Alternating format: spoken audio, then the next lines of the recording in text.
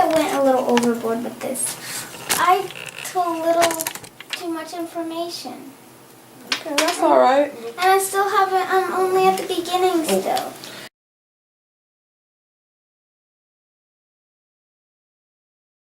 You don't, when you're doing a summary, you're not saying every single thing that happened in the story.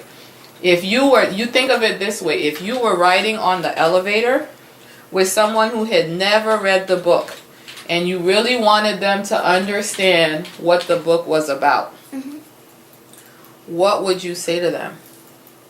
Tell them What are the most important parts of the Charlie's story? friends from school, Emma and Lindsay, snuck out of the ballet class because they didn't want to do it. The ballet school was in a mall. Charlie Clark lived in Eastbridge. And Charlie didn't realize that they left the class, but so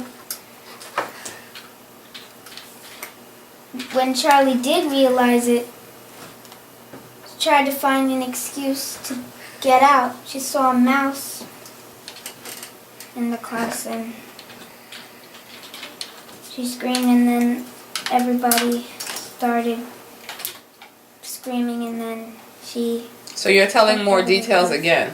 Oh, okay. So is the most important thing that that she was taking this class but she didn't really want to be in the class? Yeah. Her mom forced her to take it. Her mom is forcing her to take this class and she doesn't really Now she's looking for them and she can't find them. Who's them? What are you talking about? Her friends Emma and Lindsay that she is taking the ballet class with.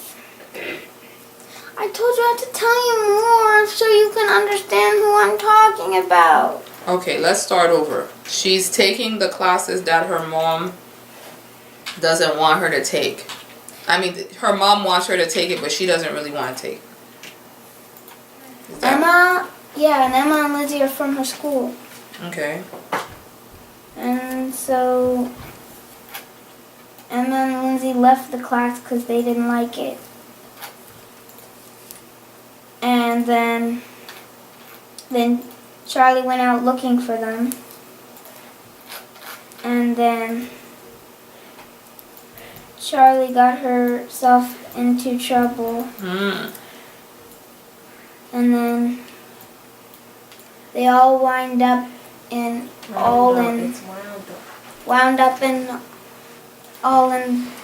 trouble, and then they all end up doing things that they never really wanted to do, and that it would have been easier if they just stayed in the ballet class. Okay. Good. So it sounds like she learned the lesson. What could she have done when her friends were missing and she didn't know where her friends were? She could have just told her teacher. You might want to share when you say, oh, they got into trouble. You might want to give one example of how they got into trouble. He caught Charlie wearing a costume that she didn't buy. Okay.